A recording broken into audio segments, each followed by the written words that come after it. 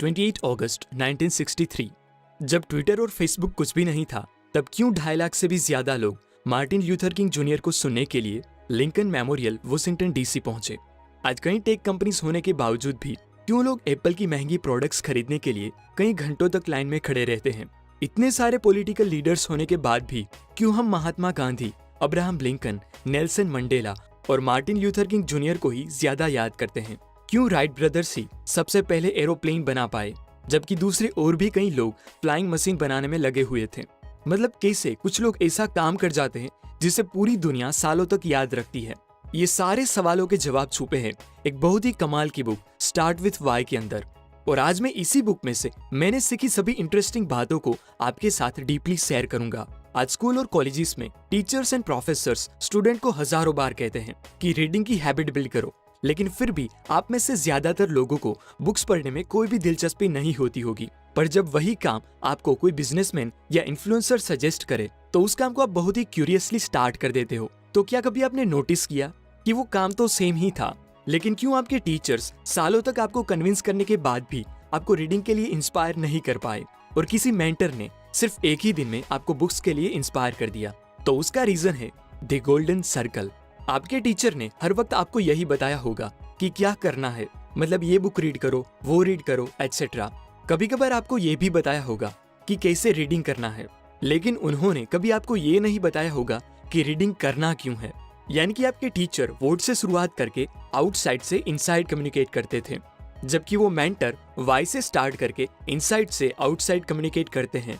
वो कहते हैं कि क्या तुम अपनी एक पावरफुल इमेज क्रिएट करना चाहते हो, क्या तुम कुछ ऐसी टेक्निक्स जानना चाहते हो जिससे लोग तुम्हारी बातों को ध्यान से सुने और तुम्हें नोटिस करें, तो लिल लाउंडिस की book how to talk to anyone read करो, जिसमें तुम्हारे ये सारे सवालों के जवाब आसानी से मिल जाएंगे। इस गोल्डन सर्कल का यूज करके किए हुए उनके इनसाइड टू आउटसाइड कम्युनिकेशन से आप इंस्पायर होकर क्यूरियसली रीडिंग स्टार्ट करते हो। दुनिया के जितने भी इन्फ्लुएंसर लीडर्स और मोस्ट ट्रस्टेड ब्रांड्स है, वो सब इसी सेम पैटर्न को ही फॉलो करते हैं कि पहले वाई से शुरुआत करके अंदर से बाहर कम्युनिकेट करना। जब 1903 में राइट ब्रदर्स दुनिया की पहली उड़ने वाली मशीन बना रहे थे, उसी टाइम सैमुअल लैंगली, जिसका नाम भी आप में से बहुत कम लोगों ने सुना होगा, वो भी कुछ ऐसी ही मशीन बनाने की कोशिश कर रहे थे, जिसके पास उस टाइम पे वो सब कुछ था जो किसी भी इन्वेंशन के लिए जरूरी होता है, जैसे एजुकेशन, एक्सपीरियंस, अच्छी टीम, गवर्नमेंट का सपोर्ट और बहुत कुछ। और दूसरी तरफ राइट ब्रदर्स के पास इनमें से कुछ भी नहीं था, फिर भी वो दुनिया का पहला प्लेन बनाने में सफल रहे, क्योंकि उनके पास एक ऐसी चीज थी जो सैमुअल और उनकी टीम के पास नहीं थी। वो था एक स्ट्रॉन्ग वाई। राइट ब्रदर्स का वाई बहुत ही क्लियर था कि वो एक ऐसी मशीन बनाना चाहते थे जो हवा में उड़ सके। दूसरी तरफ सैमुअल का उद्देश्य सिर्फ फेमस होना और पैसे कमाना था, जिस वजह से उनके पास इतने रिसोर्सेस होते हुए भी वो प्लेन को पहले नहीं बना पाए। और उनके उस उद्देश्य का पता इस बात से चलता है कि जैसे ही राइट ब्रदर्स ने अपना प्लेन बनाया, सैमुअल ने अपना प्रोजेक्ट उसी टाइम क्विट कर दिया, क्योंकि अब वो पहले व्यक्ति नहीं रहे जिनका पूरी दुनिया में नाम होता। लेकिन सोचिए, अगर सैमुअल का उद्देश्य सच में एक प्लेन बनाना होता तो क्या वो क्विट करते? शायद नहीं। वो राइट ब्रदर्स के साथ मिलकर उस टेक्नोलॉजी को और ज्यादा इंप्रूव करते। राइट ब्रदर्स ये दिल से बिलीव करते थे कि अगर वो प्लेन बना लेंगे तो ये चीज इंसानों के लिए बहुत फायदेमंद साबित होगी, जो ट्रांसपोर्टेशन को पूरी तरह से बदल के रख देगी। और इसी स्ट्रॉन्ग वाई की वजह से ही ये दो भाई कई मुश्किलों का सामना करके भी दुनिया का पहला प्लेन बना पाए। कई लोगों को लगता होगा कि स्टारबक्स उनके वोट यानी कि कॉफी की वजह से पॉपुलर है। कुछ ये मानते होंगे कि वो हाउ यानी कि उनके स्टोर की लोकेशन और सर्विस की वजह से फेमस है। लेकिन पूरी दुनिया में 30,000 से भी ज्यादा स्टोर वाले स्टारबक्स के ग्लोबलाइजेशन का रीजन उनका वाई है। स्टारबक्स लोगों के लिए घर और ऑफिस से अलग एक ऐसी थर्ड स्पेस क्रिएट करना चाहते थे जहां लोग आराम से अपने दोस्तों के साथ बैठकर बातें कर सके, बुक्स पढ़ सके और रिलैक्स हो सके। और इसी स्ट्रॉन्ग एंड इनविजिबल वाई की वजह से ही लोग उनको इतना पसंद करते हैं। आज सब लोगों को पता होता है कि वो क्या काम करते हैं। कुछ लोगों को यह भी पता होता है कि वो कैसे काम करते हैं, लेकिन बहुत ही कम लोगों को पता होगा कि वो जो काम करते हैं वो क्यों करते हैं। कुछ ऐसा ही किसी भी ऑर्गेनाइजेशन में होता है, जिसमें सबसे ज्यादा लोग जो स्टाफ होता है उसे सिर्फ इतना ही पता होता है कि अब क्या करना है, कौन सा टास्क पूरा करना है, एटसेट्रा। फिर थोड़े से लोग होते हैं जिसे मैनेजर्स कहते हैं, जिससे पता होता है कि इस काम को कैसे करना है। पर जो सबसे ऊपर 1 या 2 लोग होते हैं जिसे फाउंडर्स या सीईओ कहते हैं, उनको पता होता है कि ये काम क्यों करना है। इसीलिए बहुत कम नंबर होने के बावजूद भी उनकी वैल्यू किसी भी ऑर्गेनाइजेशन में सबसे ज्यादा होती है। अगर स्टाफ चेंज हो तो ऑर्गेनाइजेशन को कोई खास फर्क नहीं पड़ता। अगर मैनेजर्स चेंज हो तो उनको थोड़ा सा फर्क पड़ेगा, लेकिन अगर सीईओ चेंज होते हैं तो ऑर्गेनाइजेशन की पूरी नेचर बदल जाती है। क्या कभी आपने सोचा है कि कैसे नाइकी बिना अपनी प्रोडक्ट दिखाए भी ऐसे एडवर्टाइज करती है जो उनको मिलियंस ऑफ डॉलर अर्न करके देती है। नाइकी दुनिया की वो कंपनीज में से एक है जिसकी world class selling technique Steve jobs को भी काफी पसंद थी। आज बहुत सारी कंपनीज वोडका यूज करके अपनी प्रोडक्ट बेचती है, जिसे फीचर सेलिंग कहा जाता है। ये उस तरह की सेलिंग होती है जिसमें आप अपनी प्रोडक्ट के स्पेसिफिकेशन के बारे में बात करते हो, जैसे ये स्मार्टफोन में इतनी बड़ी बैटरी है, इतने मेगापिक्सल्स का कैमरा है, एटसेट्रा। इस तरह की सेलिंग काफी बोरिंग और वीक होती है। कुछ कंपनीज होती है जो हाउ का यूज करके अपनी प्रोडक्ट बेचती है, जिसे बेनिफिट सेलिंग कहा जाता है। ये थोड़ी अच्छी सेलिंग होती है क्योंकि ये रिलेट करती है आपके कस्टमर्स को कि ये चेयर बहुत ही आरामदायक है जो आपके पोस्चर को मेंटेन करेगी, ऐसा कुछ। पर नाइकी और एप्पल जैसी बहुत ही रेयर कंपनीज है जो वाई का यूज करके अपनी प्रोडक्ट बेचती है, जिसे कोर सेलिंग कहा जाता है। इस तरह की सेलिंग सबसे पावरफुल सेलिंग मानी जाती है। इसमें आप सिर्फ प्रोडक्ट नहीं पर अपनी कोर वैल्यूज और बिलीफ्स बेचते हो, जिसके लिए आपकी कंपनी स्टैंड करती है। ये उसके बारे में है कि लोग आपको किस तरह से देखते हैं। यही रीजन है कि नाइकी और एप्पल जैसी ब्रांड अपनी वैल्यूज के दम पर बिना अपनी प्रोडक्ट दिखाए भी पावरफुल एडवर्टाइज कर सकती है। अब मैं आपको वो एग्जैक्ट बायोलॉजिकल रीजन बताता हूँ कि क्यों लोग वोट और हाउ यानी कि आपके आउटसाइड टू इनसाइड कम्युनिकेशन से इंस्पायर नहीं होते, पर वाई यानी कि इनसाइड से आउटसाइड कम्युनिकेशन से इंस्टेंटली इंस्पायर हो जाते हैं। अगर आप ह्यूमन ब्रेन के क्रॉस सेक्शन को देखो तो वो 3 हिस्सों में डिवाइडेड है, जो रिलेट करता है गोल्डन सर्कल से। आपका सबसे बाहर का ब्रेन नियोकॉर्टेक्स रिलेट करता है वोट लेवल को, जो रिस्पॉन्सिबल है कैलकुलेशन और भाषा को समझने के लिए। और दिमाग के अंदर के 2 हिस्से मिलकर बनाते हैं आपका लिम्बिक ब्रेन, जिसे भाषा समझ में नहीं आती क्योंकि ब्रेन का वो हिस्सा आपकी गट फीलिंग्स और डिसीजन को कंट्रोल करता है। इसीलिए जब भी कोई बाहर से अंदर कम्युनिकेट करता है तब आपको फैक्ट्स एंड फिगर्स तो समझ में आ जाते हैं, लेकिन वो आपको डिसीजन लेने के लिए इंस्पायर नहीं कर पाते। पर जब कोई वाई का यूज करके अंदर से बाहर कम्युनिकेट करता है तब वो डायरेक्टली आपके डिसीजन को कंट्रोल करने वाले लिम्बिक ब्रेन को एक्टिवेट करता है, जिससे आप एक्शन लेने के लिए इंस्पायर होते हो। फिर हाउ और वोट आपके उस डिसीजन के सपोर्टर बन जाते हैं कि आपने लिया डिसीजन बिल्कुल सही है।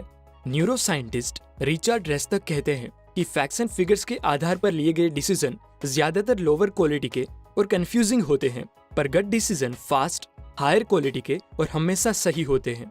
यही रीजन है कि आप एप्पल यूजर को कितने भी फैक्ट्स एंड फिगर्स बता के समझाओ कि एंड्रॉइड एप्पल से बेहतर है, लेकिन फिर भी वो एप्पल इकोसिस्टम कभी नहीं छोड़ेंगे, क्योंकि एप्पल की हर एक प्रोडक्ट का वाई बहुत क्लियर होता है, जिससे उनकी प्रोडक्ट उनके यूजर के लिम्बिक ब्रेन से एक अलग ही लेवल पर इमोशनली जुड़ जाती है। ये बात स्टीव जॉब्स पहले से ही बहुत अच्छी तरह से जानते थे कि डिसीजन लेते वक्त emotional feeling facts and figures को पटक के रख देती है। इनफैक्ट दुनिया का सबसे पहला portable MP3 player Singapore based company creative technology limited ने बनाया था, लेकिन फिर भी वो लोगों का अटेंशन नहीं पा सके। जबकि उसके 2 साल बाद लॉन्च हुए आईपॉड ने म्यूजिक इंडस्ट्री को रिवोल्यूशनाइज कर दिया। तो ऐसा क्यों कि दोनों सेम ही प्रोडक्ट, लेकिन एक प्रोडक्ट फ्लॉप साबित हुई और एक रिवोल्यूशनरी? उसका रीजन है कंपनी का लोगों के साथ कम्युनिकेट करने का तरीका।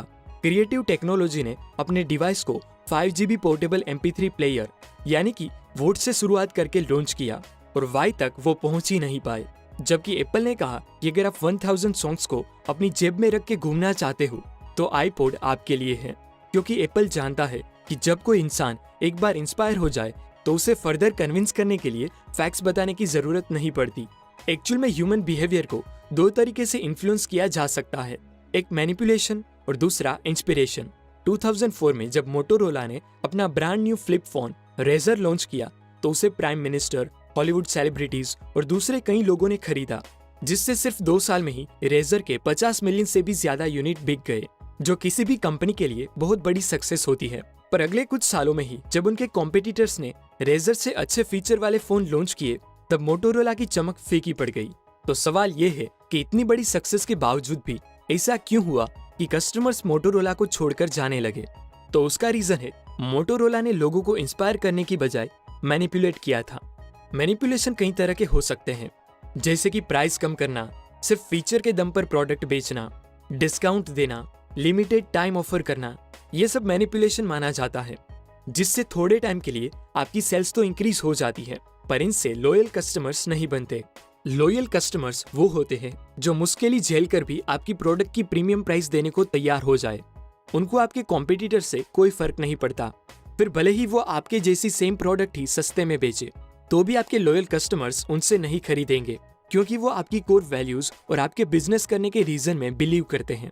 जो लोग एप्पल और हार्ली डेविडसन खरीदते हैं, वो लोग कभी भी उस ब्रांड को दूसरी कंपनीज के साथ कंपेयर नहीं करते, क्योंकि वो लोग उस ब्रांड की वैल्यूज, बिलीव्स और वाई के साथ एक डीपर लेवल पर कनेक्टेड होते हैं। इसीलिए कंपैरिजन का कोई सवाल ही नहीं रहता। फॉर्च्यून 500 कंपनीज का लिस्ट सबसे पहले 1955 में बनाया गया था, लेकिन उनमें से सिर्फ 13% कंपनीज ही ऐसी है जो आज भी उस लिस्ट में एग्जिस्ट करती है। बाकी सब बदल गई, क्योंकि आज ज्यादातर सेलर्स अपने कस्टमर्स को इंस्पायर करने की बजाय मैनिपुलेट करने लगे हैं।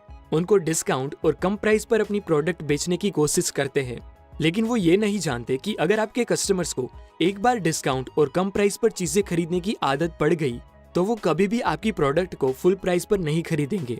इसलिए बिजनेस में आपको मैनिपुलेशन करके चीजें बेचने वाले डीलर के माइंडसेट की नहीं, लेकिन लोगों को इंस्पायर करके उनको अपनी कोर वैल्यूज और बिलीफ शेयर करने वाले लीडर के माइंडसेट की जरूरत होती है। माइक्रोसॉफ्ट के सेकंड सीईओ स्टीव बॉलमर कंपनी की एनुअल ग्लोबल मीटिंग में स्टेज पर जोर शोर से बोलते, स्टेज पर जंप मारते और चीख के चिल्ला के उनकी काम करने की एनर्जी लोगों को बताने की कोशिश करते, क्योंकि वो मानते थे कि एनर्जी से आप क्राउड को मोटिवेट कर सकते हो। पर क्या स्टीव बॉलमर की वो एनर्जी 80,000 से भी ज्यादा एम्प्लॉय को महीनों तक फोकस्ड रह के काम करने में हेल्प कर सकती थी? शायद नहीं, क्योंकि एनर्जी लोगों को थोड़े टाइम के लिए तो एक्साइटेड कर सकती है, पर लंबे टाइम तक इंस्पायर नहीं रख सकती। दूसरी तरफ माइक्रोसॉफ्ट के founder and first CEO Bill Gates थे, जो बाकी पब्लिक स्पीकर की तरह एनर्जेटिक नहीं थे। वो थोड़े साई और सोशल मिसफिट लगते, पर जब वो स्टेज पर बोलते तो लोग उछल कूद करने की बजाय उनके हर एक शब्द को ध्यान से सुनते, और उनकी बातों से माइक्रोसॉफ्ट में काम करने वाला हर एक इंसान सालों तक इंस्पायर्ड रहता, क्योंकि energy excites but charisma inspires. यही रीजन था कि 1963 में 2.5 लाख से भी ज्यादा लोग लिंकन मेमोरियल वॉशिंगटन डीसी पहुंचे, जहां पर मार्टिन ल्यूथर किंग जूनियर ने I have a dream speech दी, जो आज भी दुनिया की फेमस स्पीचेस में से एक मानी जाती है। दुनिया के जितने भी ग्रेट लीडर्स हैं, वो आपको कैरिज्मेटिक लगेंगे, क्योंकि उनका वाई बहुत ही क्लियर होता है, जो उनके हर एक मुंह में दिखता है। अगर आप गौर से देखो तो एप्पल की एड में आपको ग्रुप्स उनकी प्रोडक्ट यूज करते कभी नहीं दिखाई देंगे, क्योंकि एप्पल स्टैंड्स फॉर इंडिविजुअल, जो उनकी टैग लाइन थिंक डिफरेंट को प्रमोट करता है। अब साइमन साइनेक की बुक स्टार्ट विथ वाई में से मैंने सीखी सभी बातों की स्क्रीनशॉट समरी बताऊं तो फर्स्ट, वोट, हाउ और वाई के कॉम्बिनेशन से गोल्डन सर्कल बनता है। अगर आप चाहते हो कि लोग आपके काम से इंस्पायर हो और आपकी बातों को नोटिस करें, तो हमेशा वाई से स्टार्ट करके इनसाइड से आउटसाइड कम्युनिकेट करें, क्योंकि इंसानों में जो ब्रेन डिसीजंस और इमोशंस को कंट्रोल करता है, वो limbic brain facts and figures से नहीं, पर वाई यानी कि आपकी core values and belief system से एक्टिवेट होता है। सेकंड, मैनिपुलेशन करके आप थोड़े टाइम के लिए फेमस हो सकते हो, पर उनसे लॉयल्टी नहीं बनती।